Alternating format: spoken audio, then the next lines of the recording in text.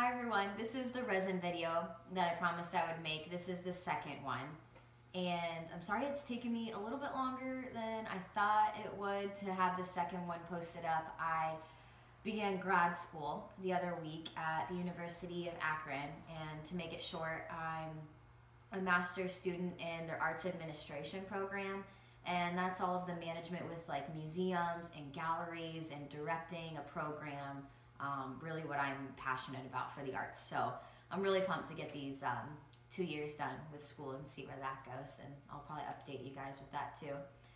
And I'm also a graduate assistant there, and so I'm working on campus a lot doing their graphic design work in their program with their websites and their social media, that kind of fun stuff.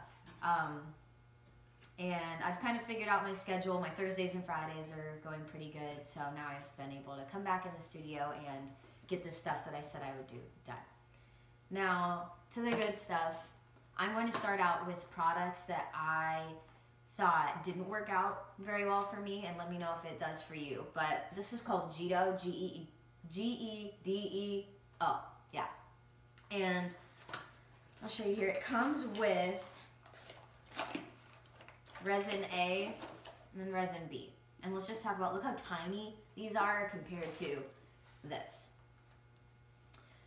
For me, I think these are more of a mixed media kind of thing. It shows you on the back, like for a canvas, if you wanted a 3D surface on top of like an abstract painting and you wanted it to be a clear glaze, this would be good for it. But as far as covering an entire surface of a painting, I don't think it's very good. Two other things I've used that I don't have with me here are the polyester casting resin, and that's more for making jewelry and having a little mold and all that. It's just a little bit too thick for my liking and making it an even surface across a canvas. And then I'm going to talk about this awesome stuff called artist resin.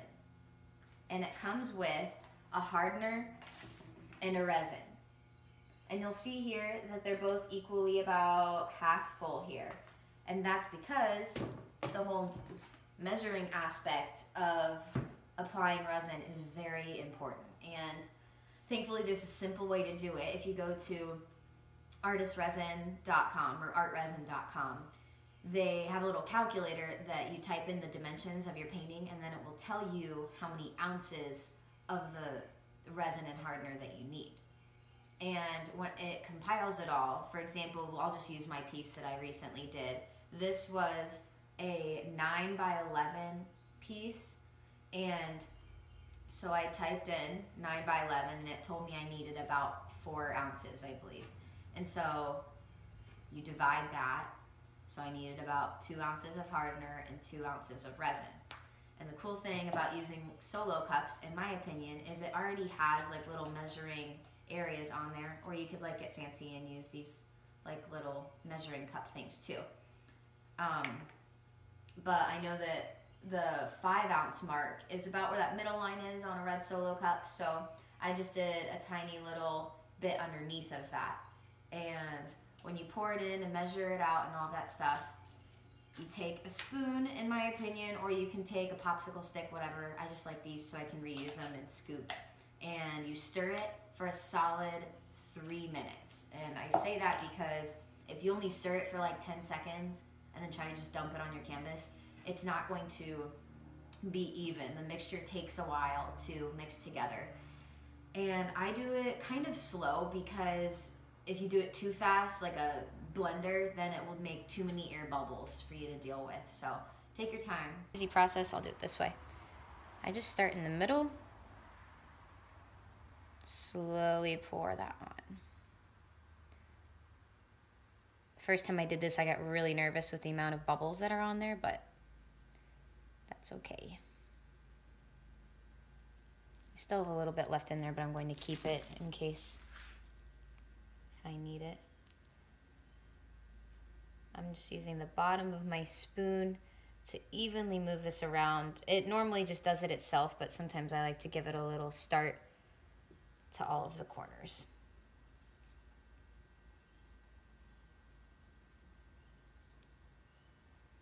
And This resin has been in my dad's garage, so I'm a little bit nervous that the weather did something to this, but I guess we'll just find out when it dries. But to keep on the safe side, if I were you, I would keep my artist resin somewhere that is safe, away from kids especially, and out of bad temperature ranges, especially heat. So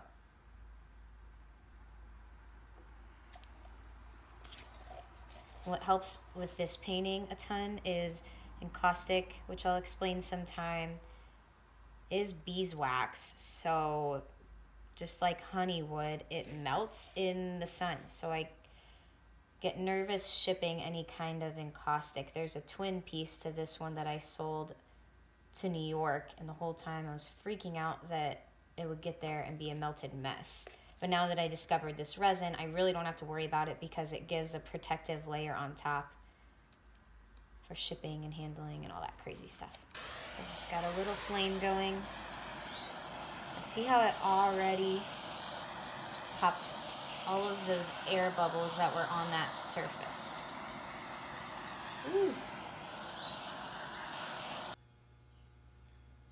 So I also forgot to mention that yesterday I tried to do this video and I cropped my whole head off and it looked horrible. So that was from yesterday, that clip was. And the propane tank, that's where it comes into play. So after you pour it on your canvas, really easy, just let it do its thing, spread it out a little bit, let it get to all the corners. And then you take a look at it and you're like, oh my gosh, there's so many bubbles on there. That's okay, that's what this is for.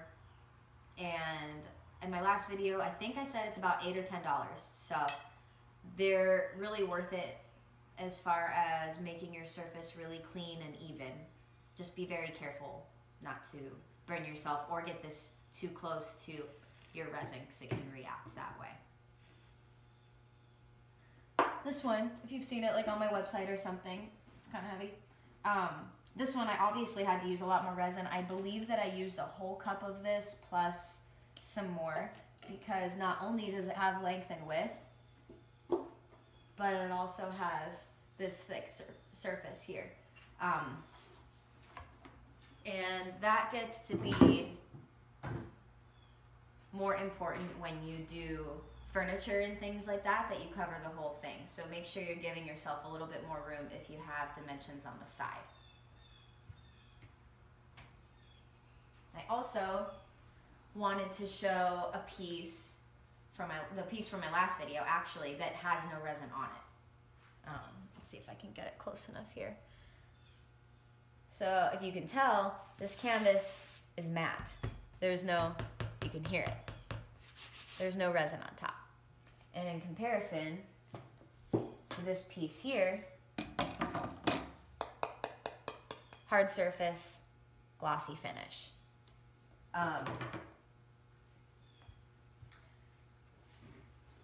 In my opinion, sometimes artwork doesn't need to have the resin on top. Sometimes the matte finish is what people want in their final product, which is great because then you don't have to put in the material cost of the resin. But a lot of times, I think people want that kind of marble final finish to it. So it just depends. Super important, and I hope you're still watching this video because if you don't wait 24 to 48 hours after you do your resin and you try to touch your painting or whatever you're doing, it'll ruin the whole thing. I've done it about 5 times now. I let it dry for like 5 to 10 hours and it looks dry, so I go to touch it and then I mess the whole thing up. So yeah, even if it looks like it's dry or you think it's dry, let it sit there for another 10 hours or whatever you have left. I like to set like a timer or a reminder on my phone if that helps you out too, for all of you impatient people like me. Last thing that I have for you guys, which I probably could have said in the beginning, but I forgot. In my last video I said too, make sure you have something that you're propping your canvas or your piece of wood on. Right here I just have these like used, I don't even know what they are. They're like little photo prop things that I stick this on top of. You can even just turn an old bucket upside down, set it on top of there, as long as it's allowing that resin or your acrylic pour, whatever it is, to drip on the sides.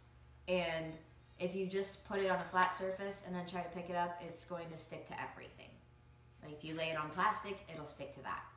And also, it'll leave drip marks on the sides here, depending on what kind of look you're going for. You can leave them, or take a sander or just a piece of sandpaper and you can take those nooks off so then it lays flat, which can take some time, but I find it to be worth it. If you guys have any more questions, feel free to let me know, comment below, send me an email, whatever you feel, and thank you for watching.